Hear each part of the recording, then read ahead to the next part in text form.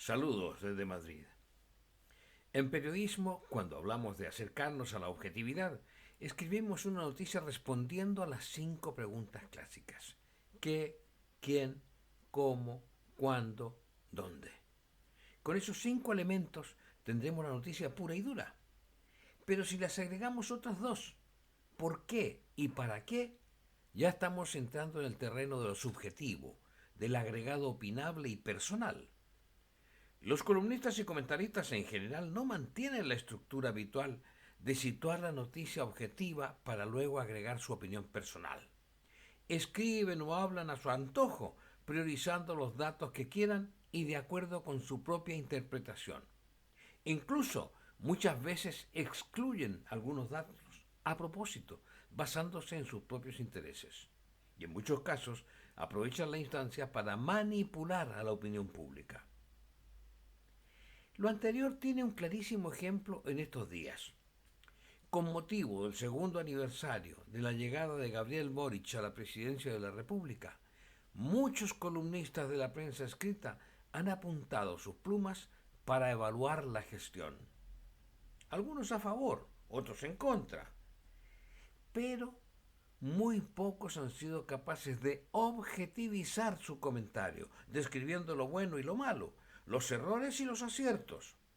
Unos dicen que la gestión de Boric no se condice con lo que prometió en su campaña, pero no señalan que para conseguir lo prometido debe contar con una actividad positiva del Parlamento, de la oposición, porque esto es una democracia en la cual tanto gobierno como oposición deben actuar sin perder de vista el bienestar de toda la población.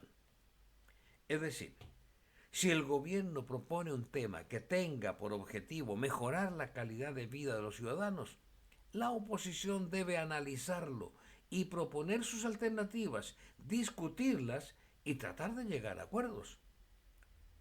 Pero si se está permanentemente poniendo palitos en la rueda para no avanzar, el único perjudicado es el pueblo. No se le puede acusar de ineficacia al gobierno cuando se han promulgado en estos 2 años 210 leyes, entre ellas la referida a los delitos económicos, también a las 32 relacionadas con temas de seguridad y contra la delincuencia. Todos estamos viendo, por ejemplo, la efectividad del plan de calle sin violencia. Fíjese que acabo de recibir la información de Carabineros de Chillán, en el sentido de que a un año de implementación ya han recuperado 108 vehículos robados y detenido a un centenar de personas por delitos diversos.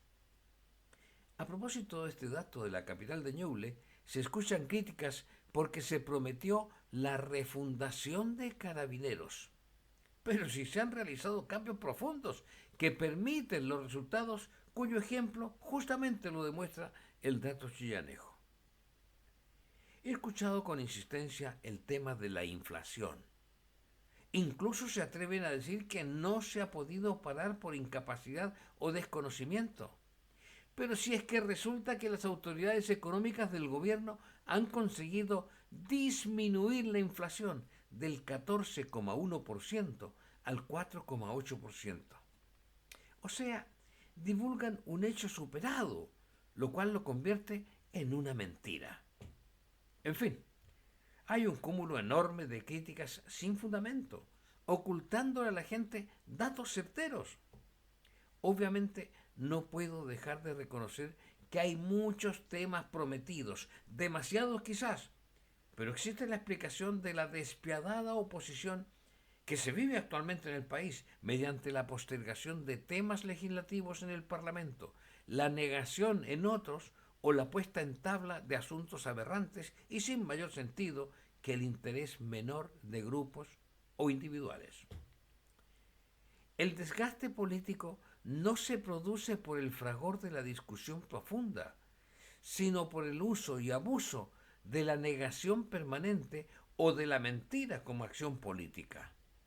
La manipulación a través de los medios de comunicación tradicionales o por las incontroladas redes sociales está distorsionando nuestra realidad, nos están presentando un país ficticio dominado por la farándula y la corrupción.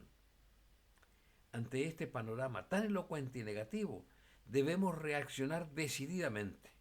Debemos levantar liderazgos fuertes, unitarios y preparados, surgidos del propio pueblo y conocedores, por tanto, de sus necesidades. Y a la vez, debemos avanzar con programas de progreso que sean posibles de realizar y que nos comprometan a la gran mayoría de los chilenos. Debemos combatir la mentira y la manipulación y asumir con solidaridad generosa la planificación de las tareas que nos lleven a la recuperación económica y moral que nuestro país necesita. Muchas gracias.